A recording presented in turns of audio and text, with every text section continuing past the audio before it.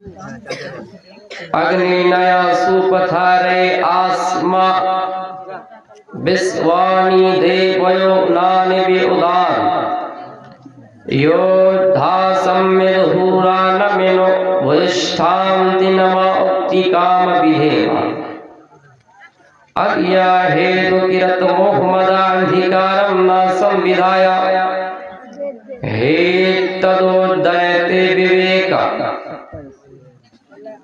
जाकी रही भावना जैसी प्रभु मूरत देखी गंदसी। अल्लाह रब्बुल आलमीन की तारीफ और तौसीफ जिन्होंने हम बनी इंसान को अशरफुल मखलूकात करके पैदा फरमाया और कुरान और हदीस सीखने और सिखाने के लिए अशद तकलीफ उठाकर शबनम के टपकते हुए इन मुसीबतों को, इन तकलीफों को बर्दाश्त करके आज हम और आप दीनी मजलिस में इकट्ठा हुए हैं। अल्लाह ताला की बहुत बड़ी नियामत है। इंशाअल्लाह तकरीर आज मुख्तलिफ अक़वाल से करेंगे। मैंने कुरान करीम की एक आयत पढ़ी और एक हदीस पढ़ी। कुरान की आयत ये है कि या अय्युहन्नास इत्तक़ू, ये 300 रुपये दे गई है और एक नाक का दे गई है, तो सा दादा के नाम पे दुआ। अच्छा बाद में दुआ कर देंगे, हम तो दुआ करते ही नहीं। अच्छा जो इंशाअल्लाह बाद में कर लेंगे। तो या अल्लाह ताला इंसानों से कह रहा है या अय्युहन्नास इत्तक़ू, ऐ इंसानों, ऐ दुनिया के मानव जाति। यहाँ किसी मुसलमान को मुखातब नहीं किया और ना ही अल्लाह ताला मोमिनों से खिताब किया, बल्कि क्या कहा, या अय्युहन्नास, ऐ लोगो, इत्तक़ू, डरो, रब्बकुम, अपने रब से, इन्ना ज़लज़लतस साअती शैउन अज़ीम, यकीनन अल्लाह ताला लोगों से ऐलान करता है कि क़यामत का ज़लज़ला बहुत बड़ा खतरनाक है।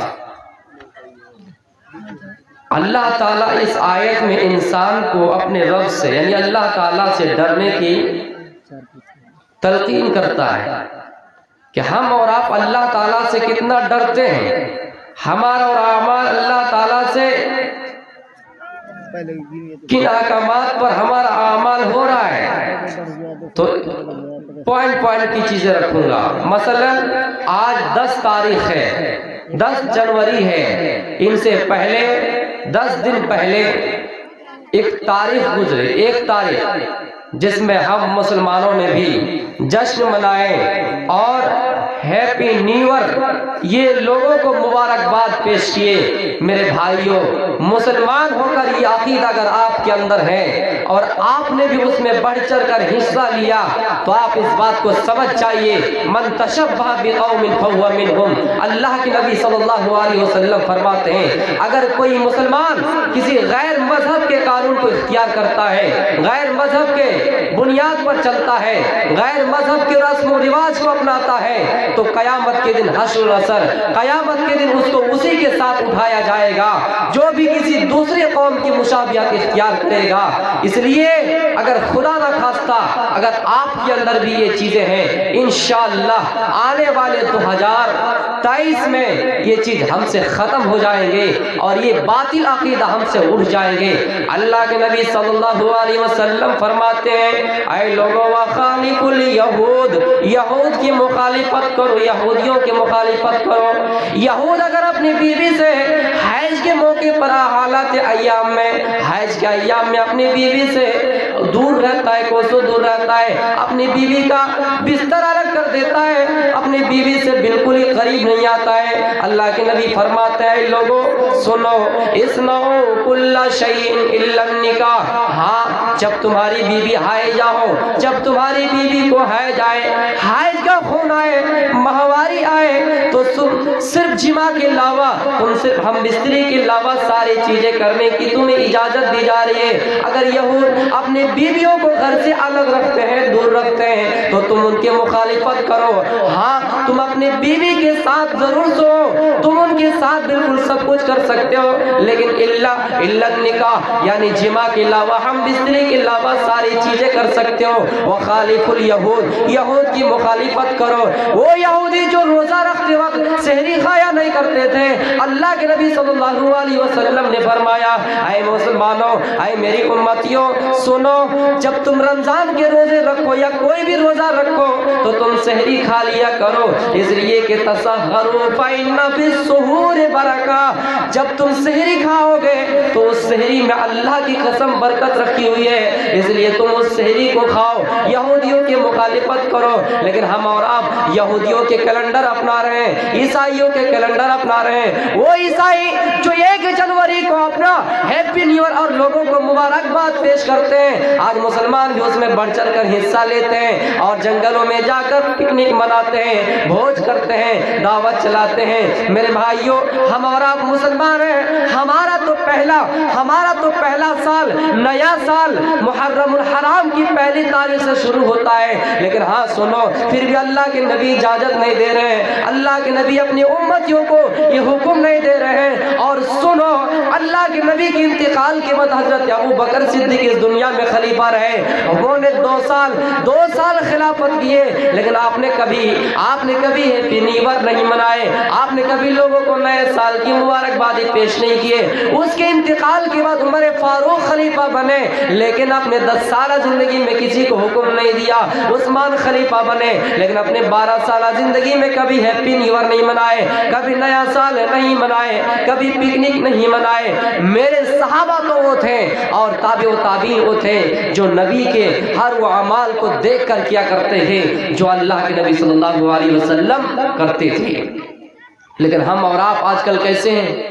جو اچھی چیزیں اس کو چھوڑ دیتے ہیں، لیکن جو غیر باطلانہ عقیدہ ہے اس کو ہم اور آپ اختیار کرتے ہیں۔ آئیے میں آپ کو ابو داؤد کا ایک منظر دکھا رہا ہوں۔ ابو داؤد کتاب میں ایک منظر، اللہ کے نبی صلی اللہ علیہ وسلم اپنے صحابہ کرام کو نماز پڑھا رہے ہیں، اور اتنے میں کیا ہوا، نماز کے دوران آپ نے اپنی جوتی اتار دی۔ جب سارے صحابہ دیکھے کہ اللہ کے نبی اپنی جوتی اتار دیے تو سارے صحابہ نے بھی جوتی اتار کے ایک سائڈ رکھ دی۔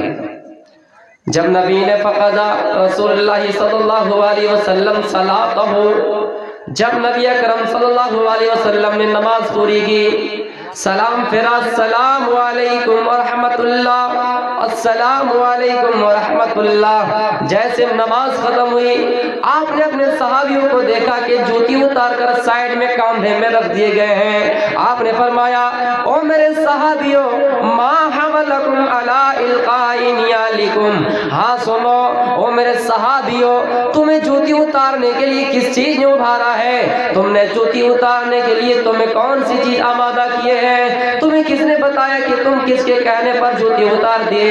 صحابہ کا جواب سنو، قالوا رأینا، آئے اللہ کے نبی ہم نے آپ کو جوتی اتارتے ہوئے دیکھا، اور لہٰذا جو ہمارا امام کام کرتا ہے مقتدی بھی اسی کی پیروی کرتا ہے، اسی کے پیچھے چلتا ہے۔ جب امام اللہ اکبر کہہ کے نیت باندھتا ہے، ہاتھ باندھتا ہے سینے میں، پھر اللہ اکبر کہہ کے رکوع میں جاتے ہیں، مقتدی بھی اس کے پیچھے پیچھے جاتے ہیں۔ اے اللہ کے نبی ہم نے آپ کو دیکھا کہ آپ جوتی اتار دیے تو ہم سب نے بھی جوتی اتار دیے۔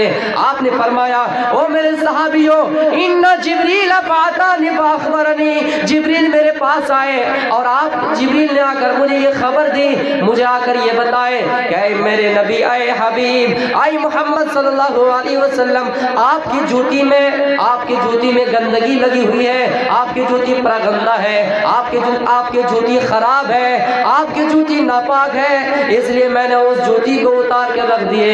لیکن ہاں سنو صحابہ کرام، سنو، میں نے جوتی जूती इसलिए उतारी कि उस जूती में गंदगी थी। सहाबा ने कहा आपको उतारते हुए देखा तो हम भी उतार दिए। मेरे भाइयों, आप गौर कर सकते इस मंजर से कि सहाबा कैसा था, सहाबाए किराम की अजमत कैसी थी, सहाबाए किराम के अखलाक कैसे थे, सहाबाए किराम को अल्लाह के नबी कैसे तरबियत दिए थे। सहाबाए किराम दीन के कितने पाबंद थे कि जब नबी को देखे जूती उतारते हो तो आपने भी जूती उतार दिए।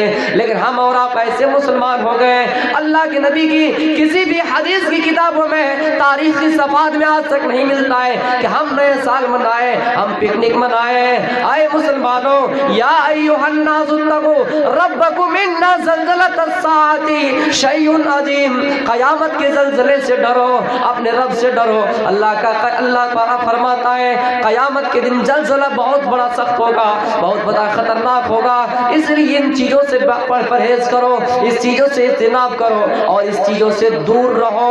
नबी ने जो हत्तल इनकार हम लोगों के लिए किए हैं, आप उसी चीज़ को फॉलो कीजिए, आप उसी चीज़ पर अड़े रहिए, ना इधर ना इधर।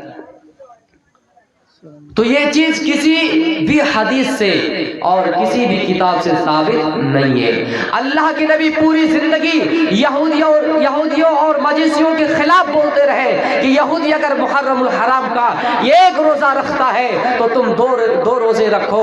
मेरे भाइयों, यहूदी अगर अपने बीवी का बिस्तर अलग कर देता है हालत हैज में तो तुम अपने बीवी को और करीब लाओ लेकिन जिमा मत करो। मेरे प्यारे साथियों, लेकिन हम और आप यहूदियों के कैलेंडर, ईसाई के कैलेंडर को अपनाकर जनवरी की पहला तारीख को पिकनिक मनाते हैं। और कितने मुसलमान ऐसे भी हैं जो शराब भी पीते हैं, और कितने ऐसे मुसलमान भी हैं जो हिंदुओं के गैर मुस्लिमों के साथ वो भी अपना रंग रलिया मनाते हैं, वो भी जोश में आ जाते हैं और वो समझते हैं कि ये नया साल है। लेकिन पूछिए, उन लोगों से पूछिए इस्लामी कैलेंडर की पहली तारीख क्या है, उसको पता नहीं है कि इस्लाम की पहली तारीख कहां से शुरुआत होती है। या अय्युहन्नासु तक़ू रब्बकुम, ऐ लोगों अपने रब से डरो।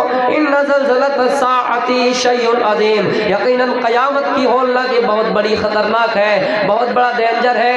ऐ लोगों हाँ सुनो, अल्लाह के नबी सल्लल्लाहु अलैहि वसल्लम हदीस के अंदर बयान फरमा रहे हैं। हज़रत अबू हुरैरा इस हदीस के रावी है, क्या जुमले निकाले, सिनफान मिन अहलिन नार, सिनफान मिन अहलिन नार, जहन्नम के दो गिरोह ऐसे हैं, दो जमात ऐसे हैं, लम अराहुमा कौमुम मअहुम सियात, जिन्हें अल्लाह के नबी अपने जमाने में नहीं देखा, जिन कौम को अल्लाह के नबी ने अपने जमाने में नहीं देखे, दो गिरोह ऐसे हैं जहन्नम के, बता रहा हूं। आएंगे इंशाअल्लाह, वेद पर आएंगे और महाभारत सुनाएंगे, रामायण भी सुनाएंगे, आ रहे धीरे धीरे। पहले अपने आप की इस्लाह करते हैं। तो अल्लाह के नबी ने फरमाया, क्या फरमाया, अबू हुरैरा इस हदीस के रावी है, सिनफान मिन अहलिन नार, जहन्नम के दो गिरोह ऐसे हैं, लम अरहुमा कौमुन माहुम सियात, जिन्हें मैंने अपनी जिंदगी में नहीं देखी, जिन्हें मैंने अपने जमाने में नहीं देखे। उन गिरोह को क्या बताए, सुनिए।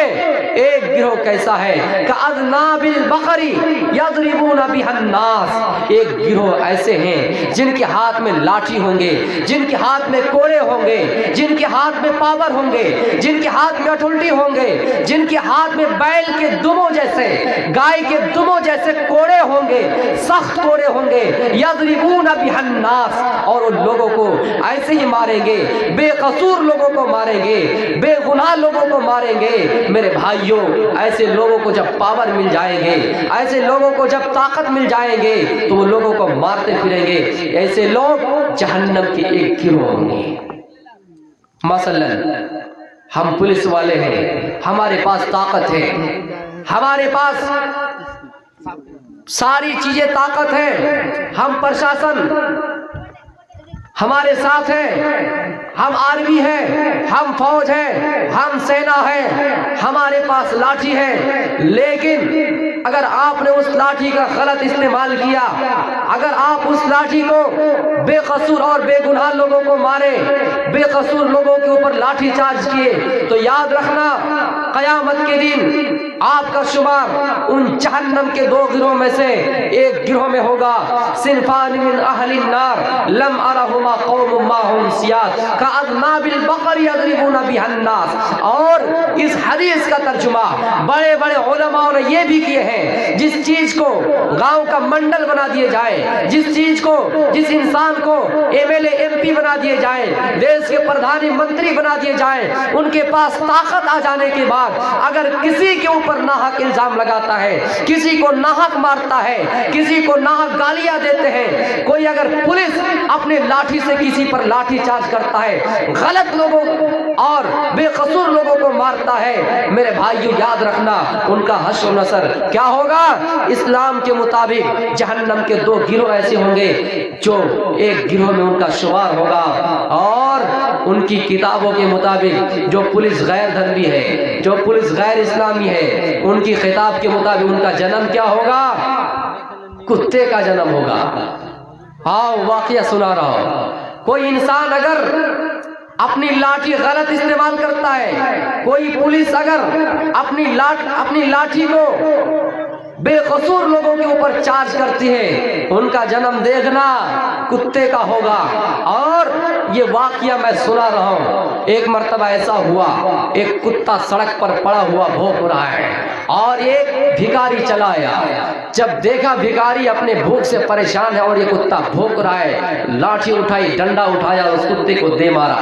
کتے چلا گیا رام کے دربار میں، رام چندر جی کے دربار میں انصاف مانگنے کے لیے، جا کر دروازے میں رکے، دروازے میں کھڑے ہوئے، اور رام جی نے کہا اے لکشمن جاؤ دیکھو کوئی انصاف اور نیائے مانگنے کے لیے ہمارے دروازے میں آئے ہیں۔ یہ لکشمن جی جاتے ہیں اور دیکھتے ہیں کہ کوئی نہیں ہے، انسان ہوگا تب نہ بتائیں گے، پھر جاؤ دیکھو کوئی ہے۔ اب یہ سوچا یہ کتا پڑا ہوا ہے، کتا دروازے میں آ کر رکا ہوا، ہو سکتا ہے یہی کتا ہوگا جو اپنا سوال لے کر آیا ہے، اپنا یہ کوشچن ثابت کرنا چاہتا ہے۔ اس کتے سے پوچھا گیا اے کتا کیا تم سوال کرنے کے لیے آئے ہو؟ کہا میں انصاف مانگنے کے لیے آیا ہوں، رام کے دربار میں آیا ہوں، نیائے مانگنے کے لیے، چلو اندر چلتے ہیں۔ رام جی کے پاس گئے، پرنام کیے، نمسکار کیے، سلام کیے۔ رام جی نے کہا کیا بات ہے بتاؤ؟ کتا نے کیا کہا جانتے ہیں؟ کتا نے کہا ہم انصاف مانگنے کے لیے آئے ہیں، بتاؤ کیا ہوا تمہارے ساتھ؟ فلاں گاؤں میں ایک فقیر رہتا ہے، اس نے میرے اوپر لاٹھی چارج کیا،